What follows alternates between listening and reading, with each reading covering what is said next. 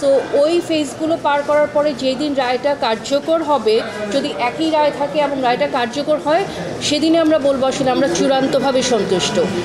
তবে কিছুটা একটা কনসার্ন আমার আছে আসলে বাদী হিসাবে, সেটা হচ্ছে আপনারা জানেন তৎকালীন যেই সময় ঘটনাটা ঘটেছিল ওই সময় আসলে অনেক কঠিন পথ পাড়ি দিতে হয়েছিল আমাদেরকে। মানে এইটার একটা এইরকম একটা সিচুয়েশনে এইটার বিচার করাটা অনেক কঠিন ছিল আমাদের জন্য। তো সেই ক্ষেত্রে কিন্তু ওই সময় তৎকালীন যে এসপি সাহেব ছিলেন, এসপি মাসুদ সাহেব ছিলেন কক্সবাজারের, উনি কিন্তু অবশ্যই এটা বলা যাবে না যে চেইন অফ কমান্ডের অর্ডার ছাড়া কোনো কিছু হয়। উনি প্রত্যক্ষ হোক বা পরোক্ষ হোক অবশ্যই ওনার ইনভলভমেন্ট ছিল। তো আসলে ওনাকে যে আমরা কোনোভাবেই আনতে পারিনি এই জায়গাটায়, মানে বিচারের আওতায়, সেই জায়গাটায় কিন্তু একটা অসন্তুষ্টি রয়েছে আমাদের। ওই সময় আমাদের কিন্তু আরেকজনের কথা আমি সবার আগে বলি, ওই সময় সবার আগে যিনি আসলে ইনিশিয়েটিভটা নিয়েছিলেন তিনি হচ্ছেন রাওয়ার, আমাদের তৎকালীন রাওয়ার চেয়ারম্যান আফসার স্যার, যিনি এখন কিন্তু বেঁচে নেই, এবং তার সাথে আমাদের এই যে মোশাররফ স্যারও ছিলেন তৎকালীন সেক্রেটারি জেনারেল। ওনারা কিন্তু প্রথমে এসে ইনিশিয়েটিভগুলো নিয়েছে, এত একটা বৈরী পরিবেশেও কিন্তু ওনারা সামনে এগিয়ে এসেছিলেন। তো আমি কিন্তু ওই অসন্তুষ্টির জায়গাটা বলছি যেটা আছে, এসপি মাসুদকে উনি কিন্তু ধরাছোঁয়ার বাইরে রয়ে গেলেন। উনি তৎকালীন এসপি হওয়া সত্ত্বেও উনি কিন্তু ধরাছোঁয়ার বাইরে রয়ে গেলেন।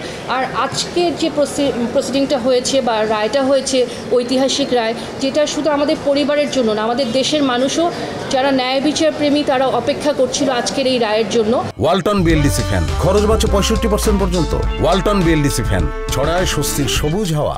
আমি কৃতজ্ঞতা জানাই মহান সৃষ্টিকর্তা আল্লাহ রাব্বুল আলামিনকে।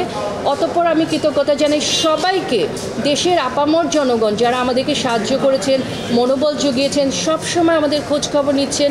মিডিয়া আপনারাও সবসময় খুবই অ্যাক্টিভ থেকেছেন।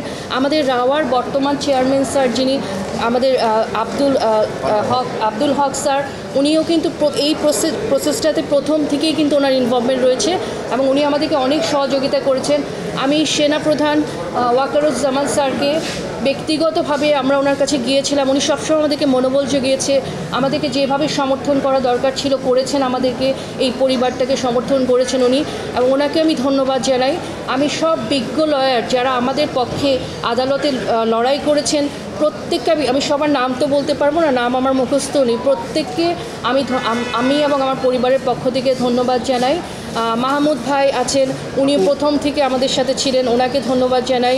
যে আমাদের ব্যারিস্টার সারোয়ার স্যার, ওনাকে ধন্যবাদ জানাই। আসলে নামগুলো তো আমি সব বলতে পারবো না, আমার ভাই এবং তার কোর্সমেট যারা আছে, শাহানুর ভাই, সাইদ ভাই, সবার নাম আমি এখানে বলতে পারবো না, মহসিন ভাই, প্রত্যেককে অন্তরের অন্তঃস্থল থেকে আমরা ধন্যবাদ জানাই।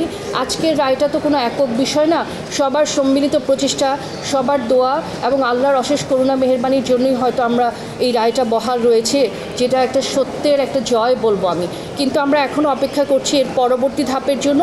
যখন পরবর্তী ধাপটা সম্পূর্ণ হবে এবং যেদিন রায়টা কার্যকর হবে এই রায়টা, সেদিন আমরা বলবো যে আমরা সম্পূর্ণভাবে সন্তুষ্ট। আপু, একটা বিষয় সেটা হলো যে নিম্ন আদালত খালাস দিয়েছিল 7 জনকে, এটির আপনারা